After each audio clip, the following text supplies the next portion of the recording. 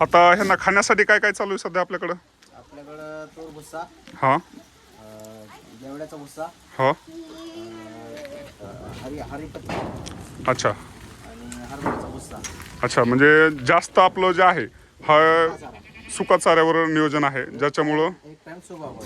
एक टाइम सुबाबूळ, ज्याच्यामुळं आपलं सुका चारा खाल्ल्याच्या नंतर आपल्या शेळ्यांची जी आहे ही डेव्हलपमेंट चांगल्या पद्धतीने होते. कारण की सुका चाऱ्यामध्ये जास्तीत जास्त आपल्याला या ठिकाणी वजन जे वाढ आहे ते आपल्याला सुक्या चाऱ्यापासून पाहायला मिळते. त्याच्यामुळं यांनी या ठिकाणी 2-3 प्रकारचे बुसकटं निवडलेले आहेत.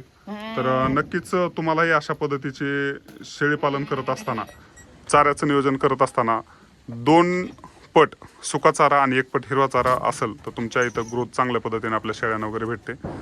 मित्रांनो, हे शेळीपालन जे आहे हे आपल्याला रुई धारूर या ठिकाणी भेटतं आणि संपूर्ण या ठिकाणी बिटल जातीच्या शेळ्या आपल्याला या ठिकाणी पाहायला मिळतात. पाण्याचं नियोजन कसं आहे सर यांच्या? पाणी आहे आपल्या इथं, टाकी आहे, टाकी करून ठेवलेली पाण्यासाठी.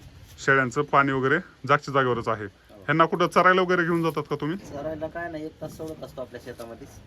1 तास फक्त इथल्या इथं फिरवतात, पाय वगैरे रिकामे होऊन त्यांचा स्ट्रेस फ्री व्हायला पाहिजे. बाकी जागच्या जागेवरच आपलं पूर्ण नियोजन आहे.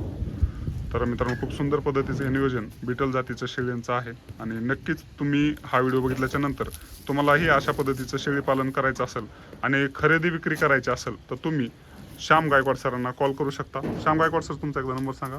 99 23 25 51 20. धन्यवाद सर.